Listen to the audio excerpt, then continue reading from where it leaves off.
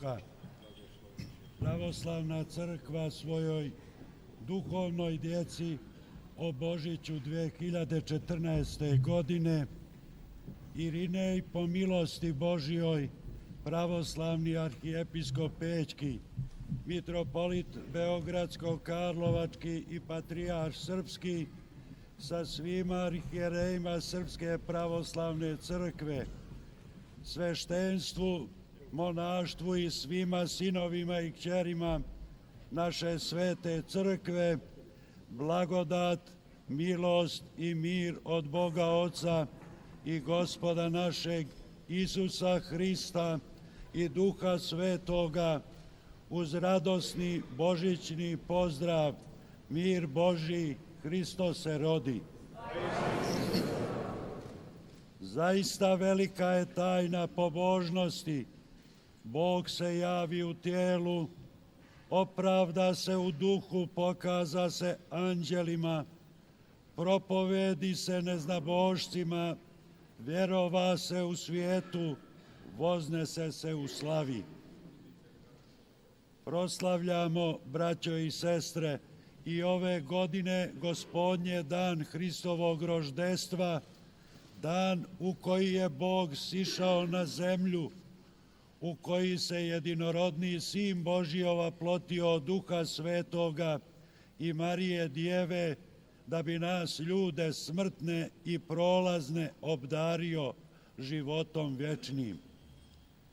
Božić je dan u koji je Bog postao čovjek, da bi ljudi postali bogovi po blagodati. Božić je dan otkrivanja večne istine o Bogu, čovjeku i svijetu. Božić je dan u koji se sjedinilo nebo i zemlja, u koji se zasijala svijetu vječna svetlost bogopoznanja. Božić je dan u koji su se ljudi izmirili sa Bogom i poznali da su sinovi Božji, da su svi ljudi braća i večna sabraća, prizvana na uzajamnu ljubav, mirenje i praštanje. Radosna vijest o rođenju Sina Božijeg blagovijesti nam najprije dvojedinu istinu. Istinu o Hristu Bogočovjeku, istinitom Bogu i istinitom čovjeku, Sinu čovječijem, jednome i istome jedinorodnom Sinu Očevom, čiji je rod neizraziv, a koji je istovremeno iz carskog roda Davidova. Tako, po bogonadahnutim rečima svetog vladike Žičkog, na njemu se ispunjavaju obe zapovijesti Božije. Ko voli njega, voli savršenoga Boga. Ko ljubi njega, ljubi savršenog čovjeka i u njemu iskonsku čovječnost, sve ljude i sva stvorenja Božija. Na Božić nam se javljaju, otkrivaju i daruju tri osnovne svetinje ljudskog i sveukupnog postojanja. Svetinja oca i očinstva, svetinja majke i materinstva, svetinja djeteta i djetinjstva.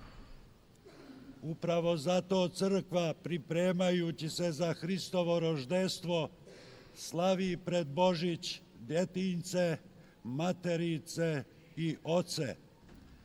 Tako u Hristu kao djetetu mladom, bogomladencu, prevječnom Bogu, kako mu na Božić pjevamo: svako začeće u utrobi majke i svako rođenje zadobija večni smisao. Svako novorođeno dijete postaje svetinja. Isto tako je svetinja i materinstvo, osveštano bogomaterinstvom presvete Bogorodice, jer utroba matere ne rađa više djecu za smrt i prolaznost. Svakog rađanje novog djeteta posle Hristovog rođenja postaje rađanje za vječnost. Tako i time zemaljsko očinstvo je postalo svetinja, zato što su mu korijeni u nebeskom očinstvu Boga Oca, Hristovog i našeg vječnog roditelja. Roždestvom Hristovim, dakle, javlja nam se i daruje veličanstvena i neizreciva tajna nebeske zajednice, Oca i Sina i Svetoga Duha, jednoga Boga u ljubavi, trojici proslavljenoga. Njime zemni Otac, Majka i dijete postaju ogledalo te nadumne tajne kao crkva Božija i kao porodica crkva u malome. Jedinstvo sveta i jedinstvo ljudskog roda, jedinstvo i neuništivo zajedništvo utemeljeni su u jedinstvu Božijem i vječnoj zajednici ljubavi Oca i Sina i Duha Svetoga. Stvarajući vidljivi i nevidljivi svijet, Bog ga ispunjuje svojom ljubavlju i priziva ga na uzrastanje u toj ljubavi i savršenstvu, po mjeri Božijeg savršenstva, naročito kada se tiče razumnih bića, kako kaže evangelist Matej, budite vi dakle savršeni kao što je savršen Otac vaš nebeski. Tako stvarajući svijet, Bog već tada počinje da stvara crkvu kao zajednicu svega postojećeg, a punoću tog stvaranja i sveukupnog dijela Božijeg upravo predstavlja Hristovo roždestvo, dan u koji se Bog očovječio da bi se čovjek i tvorevina obožili. Zato je crkva Božija kao tijelo Hristovo mjesto i zajednica ostvarivanja te punoće, mjesto uzrastanja i usavršavanja dok ne dostignemo svi u jedinstvo vjere i poznanje Sina Božijega, u čovjeka savršena u mjeru rasta punoće Hristove, kako kaže sveti apostol Pavle. Porodica je, braćo i sestre, osnovna ćelija te i takve crkve Božije, slika Božije trojične ljubavi. Zato apostol naroda Pavle, kada govori o svetinji braka, istu upoređuje sa ljubavlju kojom je Hristos zavolio crkvu, prinoseći i žrtvujući sebe za nju, i završava bogonadahnutim riječima: tajna je ovo velika, a ja govorim o Hristu i o crkvi. Kada ljudi poriču i zaboravljaju Boga ljubavi, raspada se porodica kao njeno zemno ostvarenje i javljanje, to jest zajednica muškog i ženskog kao sveta tajna ljubavi i rađanje za život večni. Što je manje vjere u Boga, to je manje Boga i Božije ljubavi u ljudima. To je sve manje ljubavi u ljudskim odnosima, sve je manje istinske ljubavi u braku, porodici, društvu. To sve više među ljudima i u ljudima caruje lažna ljubav i samoljublje. Ljudsko biće je po prirodi i prizvanju stvoreno za ljubav, a kao što ljudski organizam potrebuje zdravu hranu, to čovjek, gubeći pravu ljubav i zdravu hranu, zamjenjuje ih surogatima ljubavi i hrane. Takav čovjek postaje nesposoban da shvati i prihvati vječnu istinu, kojoj pjevamo na Božić: roždestvo Tvoje, Hriste Bože naš, obasja svijet svjetlošću bogopoznanja. A još manje može takav čovjek da shvati i prihvati riječi Boga koji se javio u tijelu i koji kaže: ja sam hleb živi koji siđe sa neba. Ako jede od ovoga hljeba živjeće vavijek, i hleb koji ću ja dati tijelo je moje, koje ću ja dati za život svijeta. Nije li naše doba, braćo i sestre, ponovo krenulo putem smrti, putem zamjenjivanja istine Božije lažju, putem služenja tvari umjesto Tvorcu? Zaista čovjek je danas u opasnosti više nego ikada da zamijeni Boga satanom, lažnim božanstvom i lažnim znanjem. Istinsku ljubav onim što sveti Jovan Bogovidac naziva pohod tjelesna i pohod očiju i nadmenost življenja. A kada je god čovječanstvo u istoriji kretalo tim putem, neminovno se nalazilo u predvorju svoje katastrofe i pred propašću svoje civilizacije. Naše slavljenje Božića kao slavljenje Boga ljubavi i istinske čovječije ljubavi, kao i svetinje rađanja za vječni život, događa se u vremenu čovjekove upotrebe, ali i zloupotrebe Božijeg davanja i darova.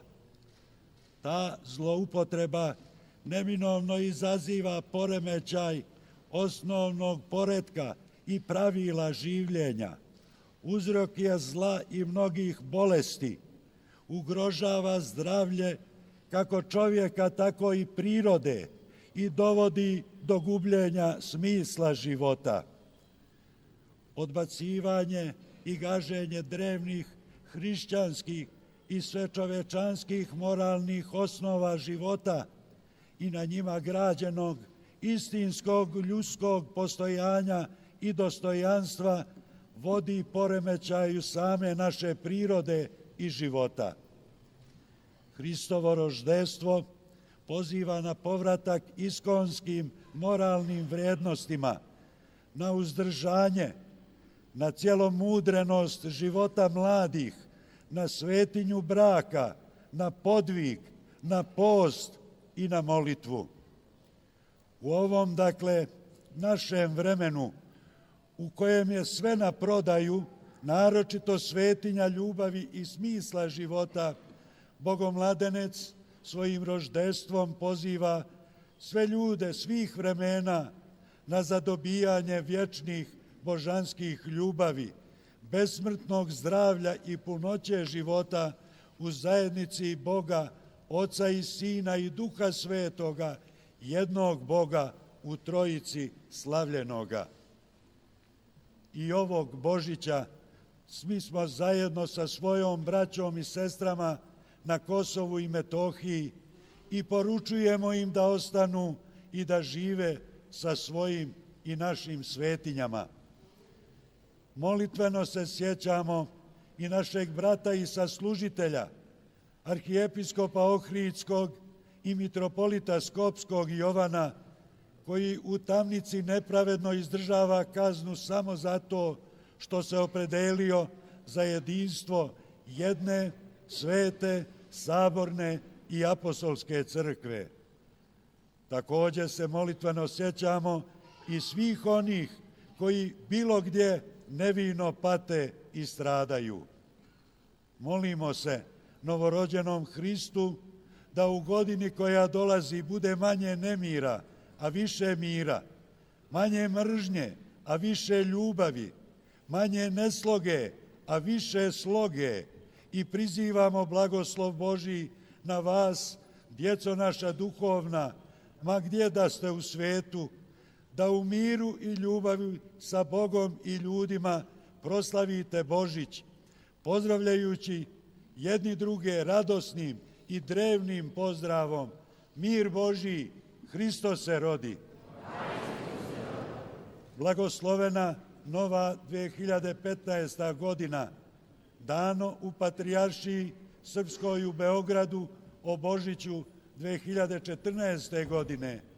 Vaši molitvenici pred Bogom mladencom Hristom, arhijepiskop Pećki, mitropolit Beogradsko-Karlovački i patrijarh srpski Irinej sa svima arhijerejima Srpske pravoslavne crkve i arhijerejima Ohridske arhijepiskopije. Hristos se rodi.